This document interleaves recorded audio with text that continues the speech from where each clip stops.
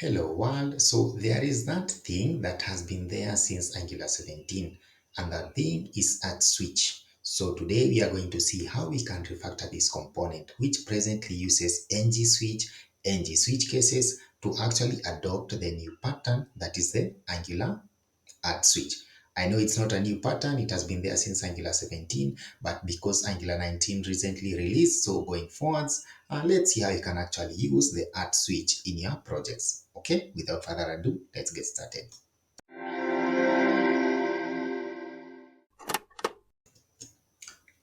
So a bit of background. So let's take a look at this image. So on the left, you see the TypeScript file, and that is how you normally write your switch statements. Maybe if you're coming from JavaScript, if you're coming maybe from C Sharp, you have your way of writing your switch statements. However, in our HTML on the right side right here, we see that we have something that is very similar. And taking a look at this pattern, you see it's a one-to-one mapping. So taking a look at the HTML side, we see that for us to wrap things inside a switch, we simply say add switch, and then we pass in the qualifier. And this qualifier, as we will see, will be something like maybe the side that is facing up, and that is what we had right here. Like the qualifier in this case, the active face in this case is the front, and then I can show the back, and the back will be shown. Then we have case front. Anything that is for the front goes inside here, and anything that is for the back goes inside here. Then there is also a recommendation in the request for comments, which actually mentions that there will be support for multiple checks inside the case statement. So I believe that will be really important. So for example, right here, we would have had basic, advanced, premium, and plus, and then premium and plus, they could have shared the same case. Yeah, but that's something when maybe it's released, maybe you can take a look at it. But for now, I just want you to focus on the pattern. You see how it actually fits in to the switch statement in the TypeScript. Then you can also nest them. So in this case, the first switch statement, it had the check for active face. The second one, it has a check for the selected back content value, and the back content value in this case is simply this part right here. When we change, it actually updates. Then we can also reset. All right, so at the end, so you see we have a default part right here. So I think that's it. That's all we'll be covering. So if you have understood this logic right here, you are good to go. You can continue implementing it on your projects. However, I would encourage you to stick around so you can see how you can easily break this pattern without even knowing. And I'll be doing so at the start, and then later on we'll actually fix the broken code that we'll have. So stick around and we will see how we can get to this step by step. So how can we translate actually our HTML? Let me have it like right here. How can we translate this HTML that is built, yeah, using the ngSwitch cases, ngDefault, to actually adopt the new format? All right, the first thing that you are going to do is to open our app component right here, because before we had to actually import all these directives that we have ngSwitch, we had to import it here, we had to import the case and so forth. But now with the new pattern, we don't need them. Yeah, we really don't need any of this. So what I'll do, let me close this, then I'll open this right here on the side. If we, for example, comment out or even we remove a directive here and we say, we see an error, yeah, because ngSwitch is a directive, so it has to be in the scope of this app component. But with a new pattern, everything that you are going to be using, these things right here that we just saw, case, switch, they are all inside the Angular core, so you don't need to import anything. Okay, so for us to be able to understand this step by step, what I'll do is that I'll create a new file. I'll call it app component HTML2, and then we'll be making changes to it. And then after that, we'll actually add these changes that are in that file into the app component, and we see the updates on the browser. So we call these two, and then you open it side by side right here. So the first thing we are going to do is to just add, again, we said that the structure is not going to change. What will be changing is the logic. So the structure will be the same. So we'll be just copying the classes and so forth. So we start by saying the first outer wrapper, in this case, is the outer switch, the larger switch. If you recall in our image, right here is this switch right here, the large one. Okay, so we come here and we say like all you need to do is to match against the active face Yeah, then we need to just add our case. The first case we are going to add is the front, and then notice that this is a string. If you had an integer or something else, you could, yeah, make sure to change it. Okay, so we also have another case, which is in this case the back. Okay, and then we just add this div that we have right here. So it's a div, and then this div, it has our class, which is the wrapper card, and then we have it like that. Okay, so it's just that, and then this is what will be enclosing our content. All right, then when we save, you notice that it distorts, autosave will actually distort the structure that you have actually coded by hand. And that is something, for example, if you are using linters, like in my case I'm using a linter, so that's what the linter will be doing. It will be like trying to make sure that it removes maybe the white spaces and so forth, but it's something that you can agree with your team. So for the front part, it's just a div, and then we give it the class. Then it will have our content inside it, and the content that we have is just that. Okay, that's it. We are done with the front part. So by breaking our code, you see this highlighted part right here. This is where we have broken our code. We will see later on down the line how we can actually fix this. It's something really easy to miss, so make sure you stick around so that you can see how we can fix this later on down the line. So let's continue with the back part. So for the back part, once again, is just the structure is the same. Just say div, and then we say that, and then we notice that we have another switch. Yeah, so as we said, we can nest the switches. So in this case, we just nest the value of the back content. Okay, so all we need to do is add switch. Okay, then we pick the value right here, which is this one. And notice that this is a variable, not a string. It's a variable because it will be storing a value. Then we say case. We have a couple of cases. So we have, I believe they are three and a default one. So the first one is basic. So we just copy them up to that point, and then I just have that, and then I add the premium. Okay.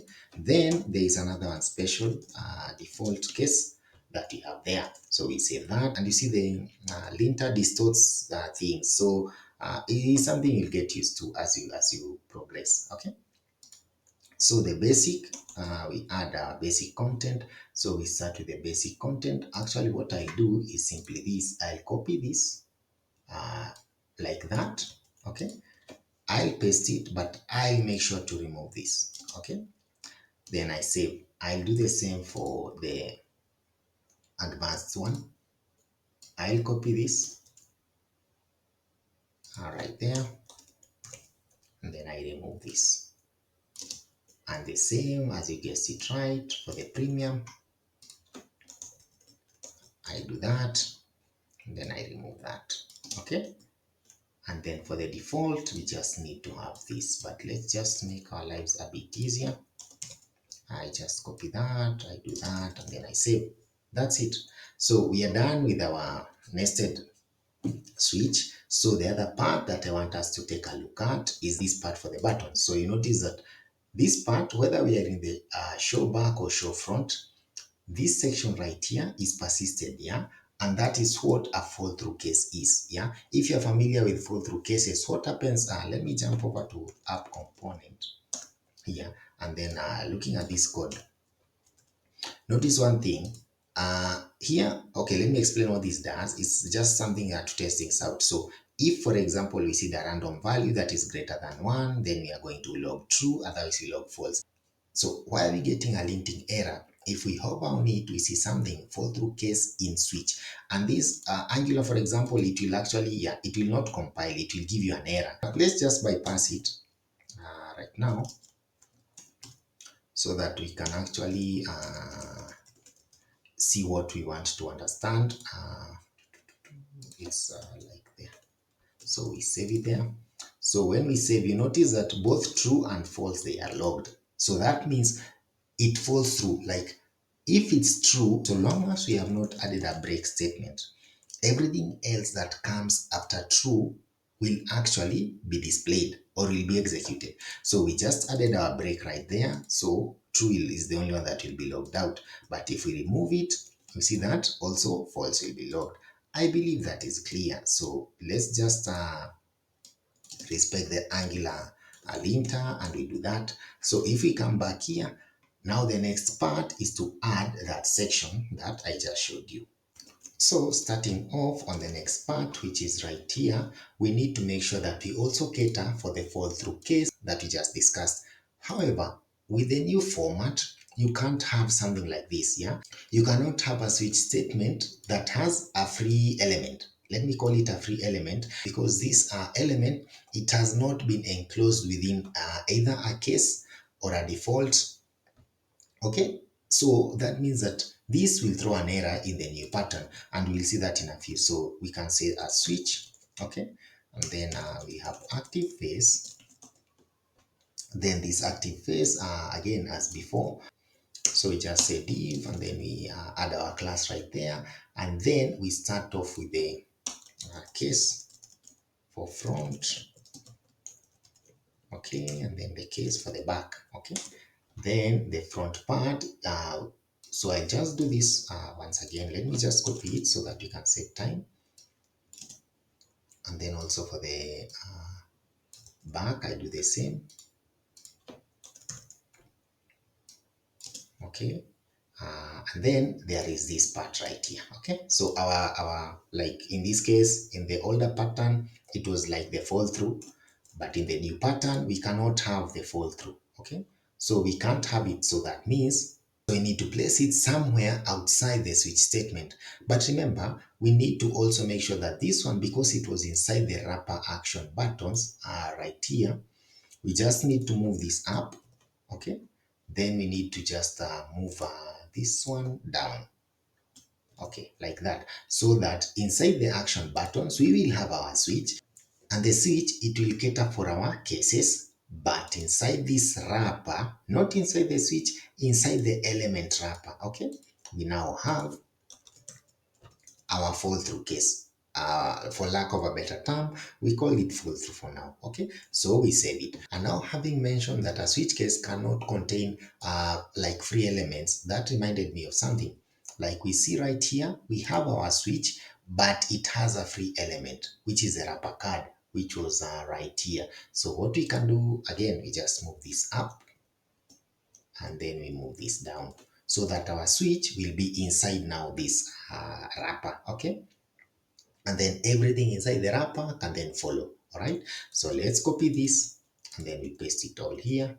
We save it. So hopefully everything should work as it was before. So it's working as it was working before. So actually, let's break it. Yeah, let's break it so that you understand. So in this case, for example, we have a case back, and then we have the switch statement. And the switch statement in this case, it's starting at this point right here. Okay, so let's move this from there. We can actually move it down here as it was before. Okay, then we save it. If we save it, we see a switch block can only contain case or default block.